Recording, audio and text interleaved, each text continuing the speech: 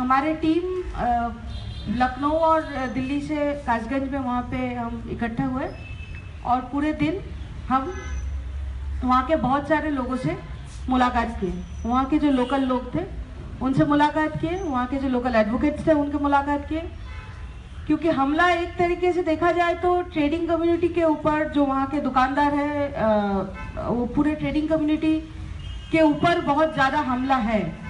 चंदन गुप्ता जिसका मौत हुआ है वो भी वही कम्युनिटी से है। जो सलीम जो अरेस्ट हुआ है, जिसका आरोप लगा है, वो भी उस कम्युनिटी से है। दोनों कम्युनिटी के, हिंदू और मुसलमान दोनों कम्युनिटी के लोगों से बात किए।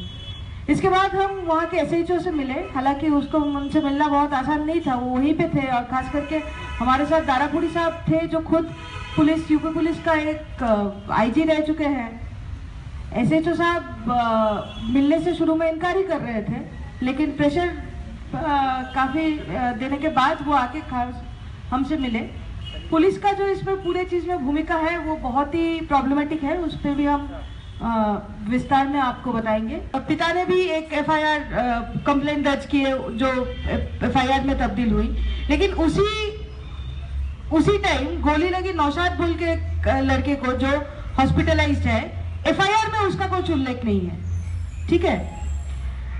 चंदन का मौत के बारे में बहुत ही दुखद है कि वही मतलब एक जान जो खोया है चंदन का, वो अमित ने ऑलरेडी बोला कि वहाँ पे लोग ये नहीं क्लियरली कोई बोल सकता है कि एग्जैक्टली कहाँ पे वो मौत हुआ है।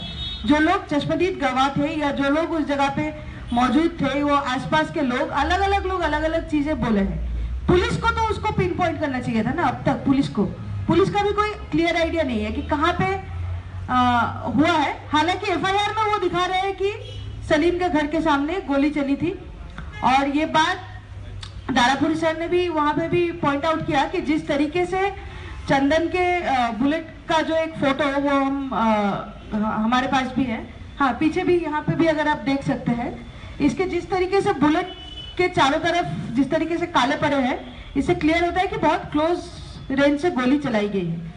ऊपर से घर से अगर गोली चलाया जाता तो हाथ के यहाँ पे लगने का चांस बहुत कम है, ठीक है। जिस तरीके से वो ऊपर छत से सलीम के वहां से गोली चलाई गया था।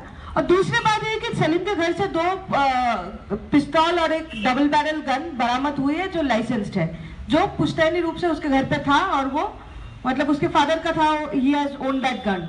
There are very simple things that match the bullets, match the guns. जो हिंदू लोग वहाँ पे, हिंदू कम्युनिटी से जो वहाँ पे हंगामा कर रहे थे, ABVP और संकल्प फाउंडेशन का, जिनका बहुत सारे वीडियोस आए हैं, वायरल हुए हैं वीडियोस, आप सब लोगों ने देखा, हम सब लोगों ने देखा।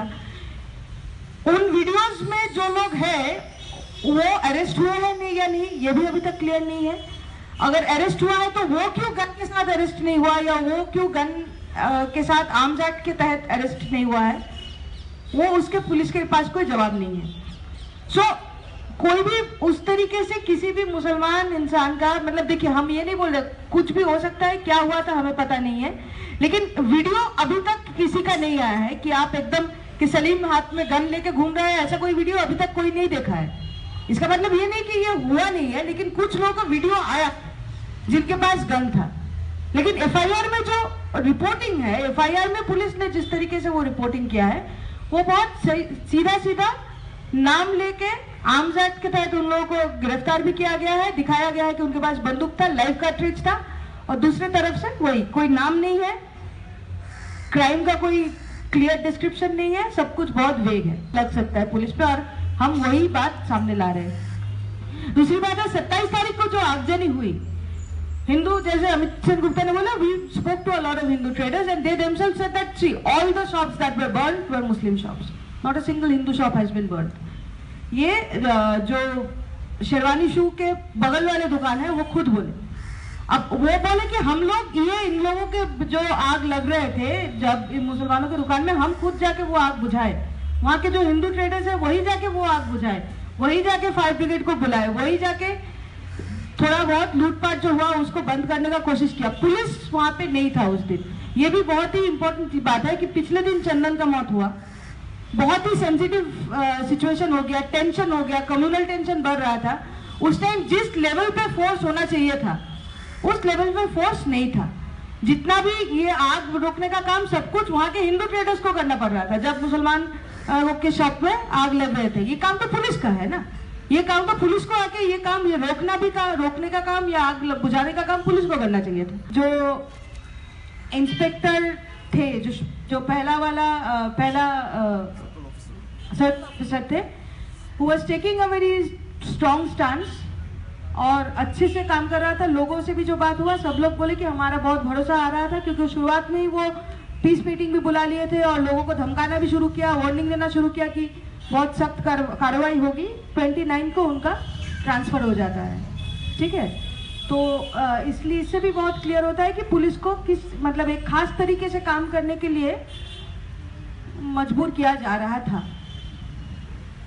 अभी हम जो SHO से बात किए, वो भी मतलब his behavior towards us was also very arrogant and he was like beyond the point, he was not going to entertain any kind of, ये जब पिन पॉइंटेड सवाल हम पूछने लगे उसके पास जवाब नहीं था कि अभी तक जितने अरेस्ट हुए हैं, बस पुलिस का एक और बात मैं बताऊंगा, अभी तक जितना लगभग अरेस्ट हुआ है सब अरेस्ट नहीं है, डिटेन भी है, बहुत लोग अरेस्ट भी है, बहुत लोगों के ऊपर केस थोपा जा रहा है, बहुत लोगों को छोड़ भी दिया जा रहा है, लेकिन ऑलमोस्ट 80 मुसलमान है, 40 के करीब हिंदू है।